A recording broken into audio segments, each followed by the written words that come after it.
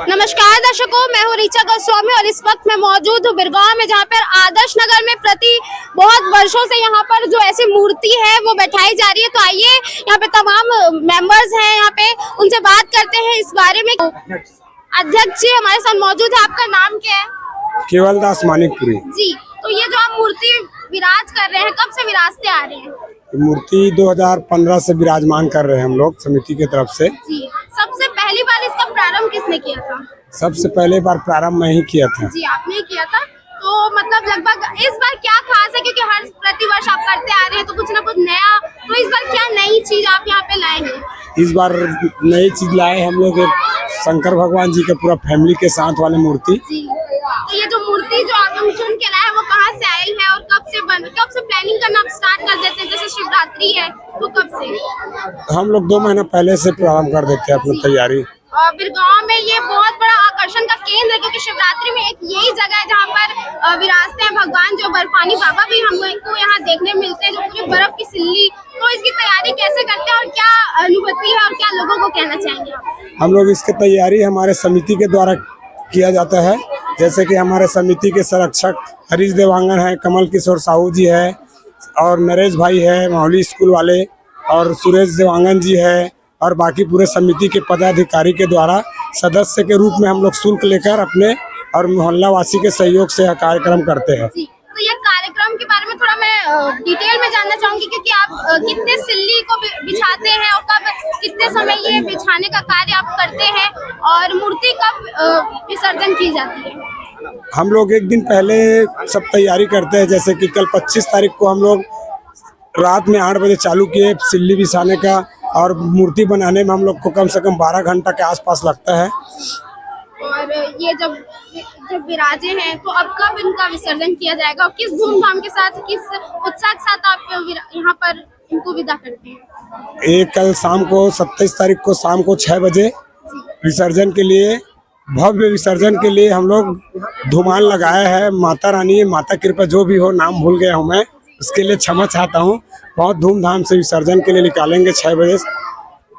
एक और चीज मैंने देखा है, क्योंकि जैसे ये एक बहुत अच्छा चीज है कि यहाँ पर बिरगांव जैसे एरिया में इतना महत्व दिया जा रहा है, सनातन को बढ़ावा दिया जा रहा है, लेकिन साथ साथ आप धर्म का भी काम कर रहे हैं। एक तरफ भंडारा चल रहा है तो दूसरी तरफ आरती हो रही है, महिमा हो रही है, तो इस पर क्या कहना चाहेंगे? भंडारा तो सभी का सहयोग से होता है। जैसे किसी के पास हम लोग सहयोग मांगते हैं तो बोलते भंडारा के लिए मैं तेल दे देता हूँ, मैं कोई चावल दे देता है।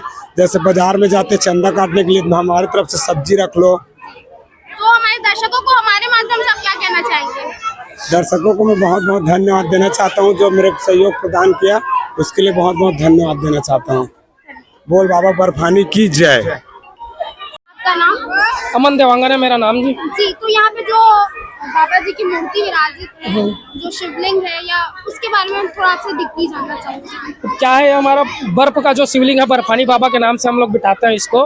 क्या अधिक वर्षों से बैठते आ रहा है। जैसे कि कई लोग बात करते हैं पिघलने की, तो इसका प्रमाण है कि दिन भर और रात भर में पिघलता नहीं है ये। क्या बाबा बर्फानी है हमारे परम पूज्य। क्या अधिक लोग बहुत दूर दूर से यहाँ दर्शन करने भी आते हैं जी।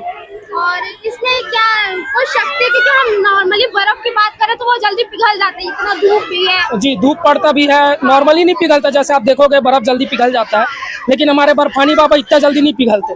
वो दिन भर रात भर 24 घंटा भी रह जाते हैं ऐसी। तो ये इसको आस्था का केंद्र माना जाएगा? जी बिल्कुल, आस्था का केंद्र माना जाएगा। तो जब यहाँ पर इतने सारे लोग यहाँ पर आते हैं बाबा जी का दर्शन करने, तो कैसा लगता है आपको? नहीं, हमको भी बहुत अच्छा लगता है, आनंद आता है। हमको भी क्या है, सेवा में लगे रहते हैं दिन भर, बहुत आनंद आता है।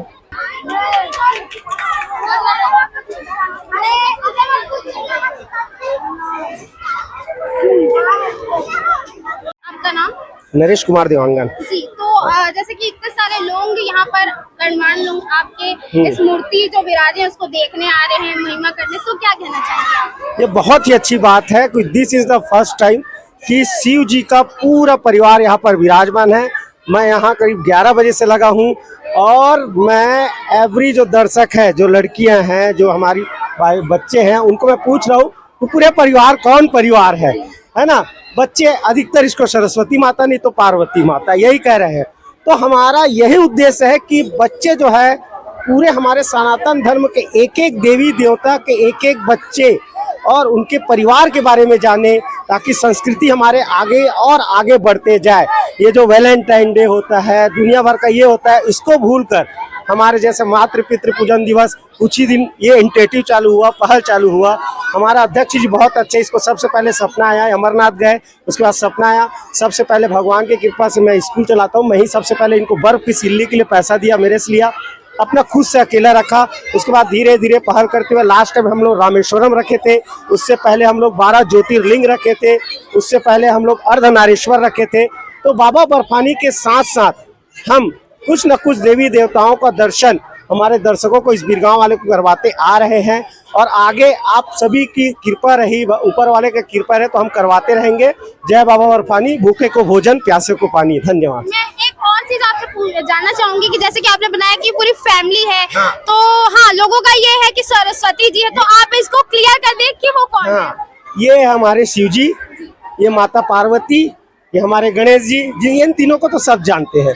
ये भगवान कार्तिकेय और ये अशोक सुंदरी, ये इनकी बहन अशोक सुंदरी, इनकी बहन, दोनों की बहन। और आई थिंक सो कि जहाँ तक मेरा नॉलेज है, अशोक सुंदरी सबसे बड़ी है, कार्तिक, उसके बाद गणेश जी। तो इसके बारे में थोड़ा और डिटेल में, क्योंकि आजकल लोग, बच्चे जो है स्पेशली नहीं जान पाते हैं सनातन के बारे में, तो आप थोड़ा सा डिटेलिंग में थोड़ा सा आप डील कर। आप जैसे हैं, हमारे पंडित जी हैं, प्रदीप मिश्रा जी है, जैसे बताते हैं कि शिवलिंग में कौन कौन विराजमान है, तो बताते हैं कि आप जलहरी में जब देखोगे तो आपको अशोक सुंदरी दिखेंगे, कार्तिकेय दिखेंगे, गणेश जी दिखेंगे। तब कहीं जाकर आपको शंकर जी के ऊपर चढ़ाना है, तो जलहरी में पहले हमको जल चढ़ाना है, फिर पीछे से ऐसे घुमाते हुए हमको ऊपर तरफ ले जाना है, फिर हमारे नाग देवता को चढ़ाना है।